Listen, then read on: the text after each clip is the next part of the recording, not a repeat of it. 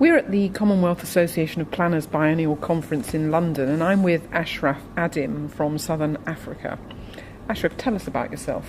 Hi, Trudy. Thanks. My day job is as a consultant in public policy, where I do work mostly for the public sector. I have some private sector clients in urban planning, such as rezonings and development applications.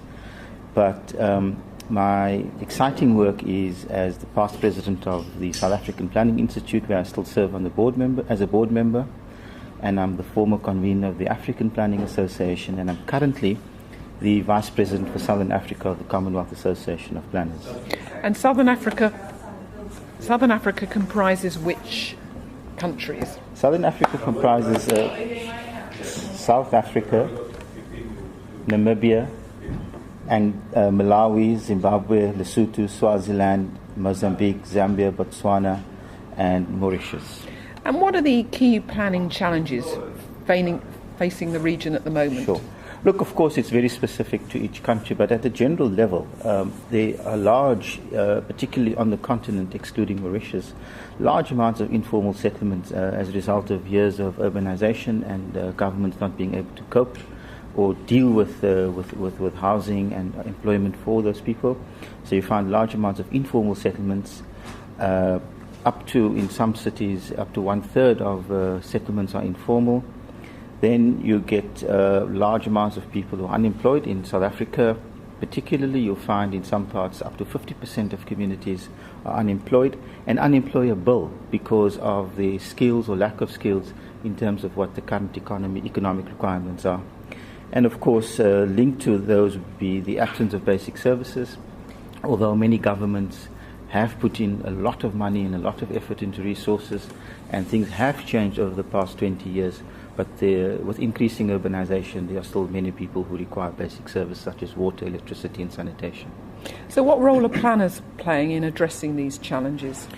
Planners play a very important role in that they help to advise where growth needs to happen, how growth can happen, where investment needs to take place, what kind of investment needs to take place in particular areas, anticipating economic growth areas based on resources, based on economic needs, and to advise governments on how and where to invest their money to help, one, at the level of improving informal settlements, but also to manage future growth.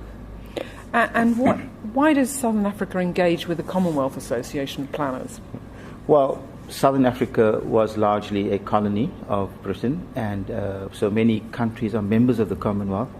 But as members of the Commonwealth Association of Planners, our institutes have access to the research that's being done into the impact of climate change, food security, resilience in cities, international practice, whether it's good practice or bad practice, so we can learn from them.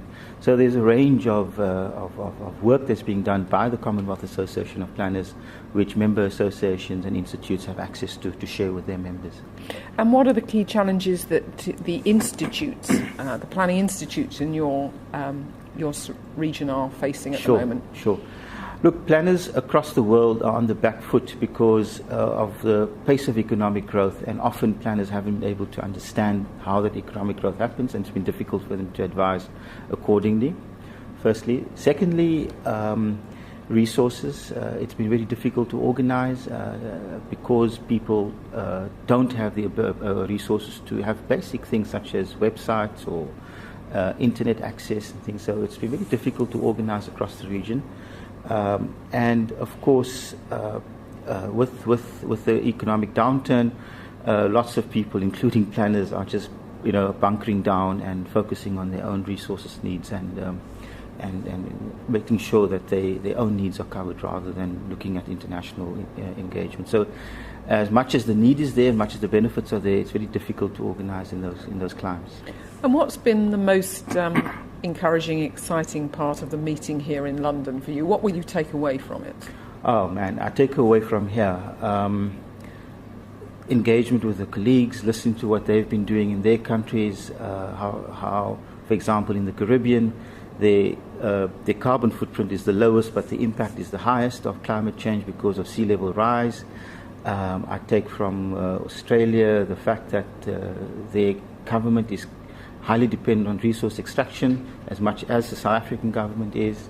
I take from Britain the severe impact that the economic downturn has had on institutions such as the RTPI, and so it's just an amazing array of lessons coming from different parts of the world that one takes with it, and it'd be useful to share these kinds of lessons with my colleagues back home. And you've been encouraging colleagues here to think about new technology as a tool for us as we move forward. Yeah.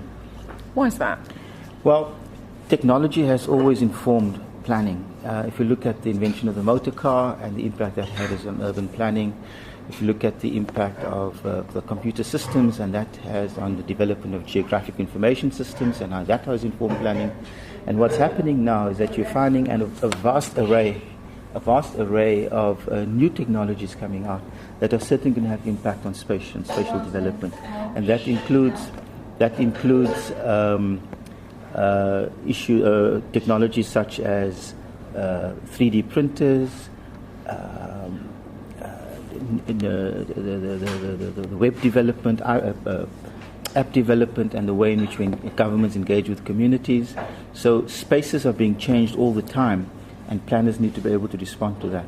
And one big thing that's affecting spaces is industrial changes in industrial development and the way in which production takes place of basic goods and such as cups and phones and printing and fruit development, and so all those changes are taking place, and your spatial needs are going to change, are busy changing, and planners need to understand the impact that changes in food production, agricultural production, and all forms of production are taking place, and how technology will then inform spatial development. Thank you very much, Ashraf. Okay.